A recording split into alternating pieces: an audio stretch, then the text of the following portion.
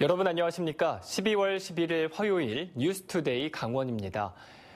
강원도가 내년도 정부 예산에서 6조 원을 확보했습니다. 올해 당초 예산보다 7,800억 원이 늘어난 건데요. 하지만 강원도의 주요 SOC 사업 예산을 확보하지 못해 아쉬움을 주고 있습니다. 강화길 기자가 보도합니다.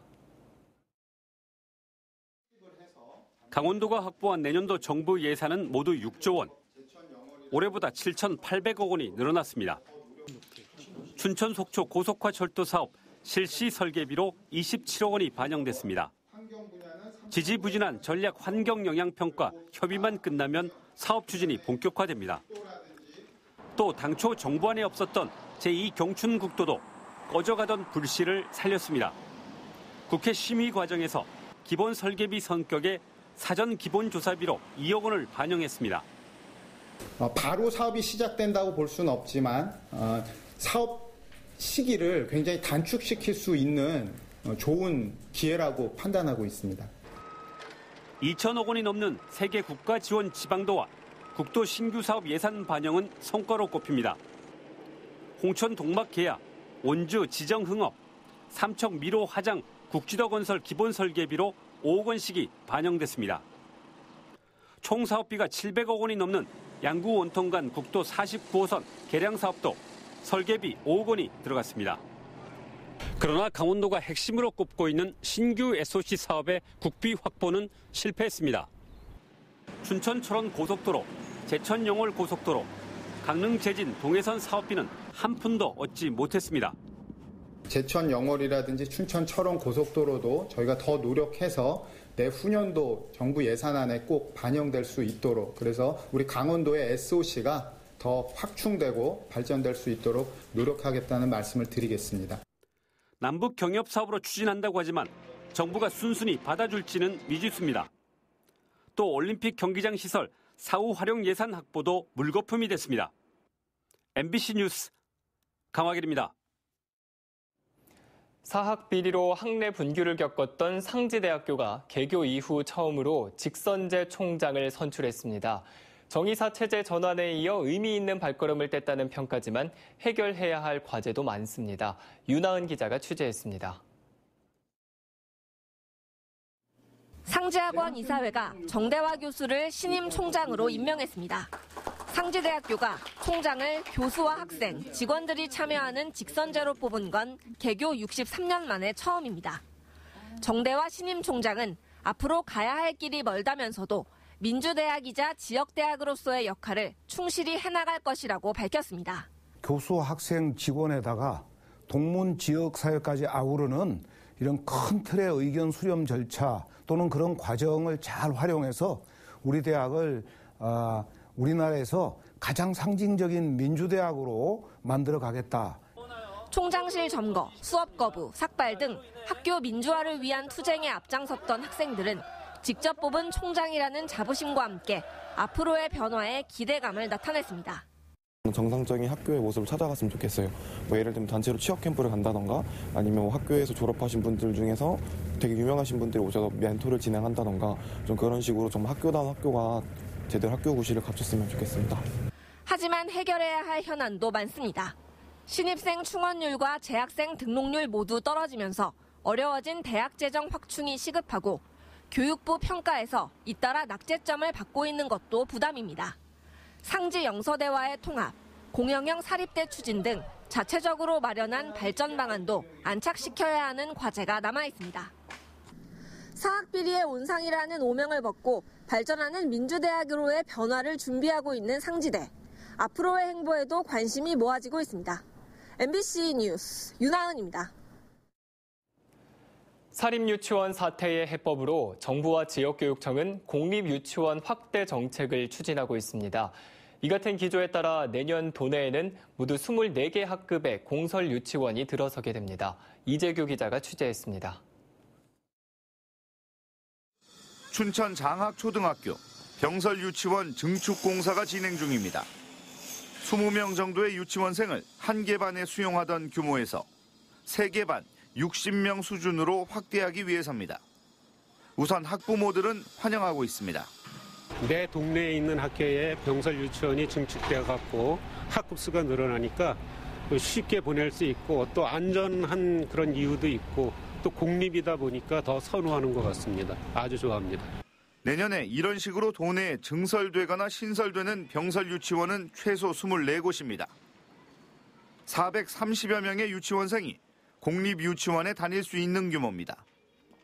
내년에 이 아이들이 공립유치원에 다닐 경우 현재 공립유치원에 다니는 비율 37%의 공립유치원 취원율이 40%대로 높아지게 됩니다. 대부분 내년 1학기 등원이 가능할 것으로 보입니다. 내년에 24학급이 신증설될 계획인데 3월에 18학급, 9월에 6학급이 문을 열 계획입니다.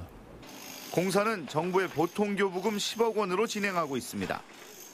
하지만 일부 학교에서는 추가 비용을 계산에 넣지 않았다며 불만을 드러내기도 했습니다.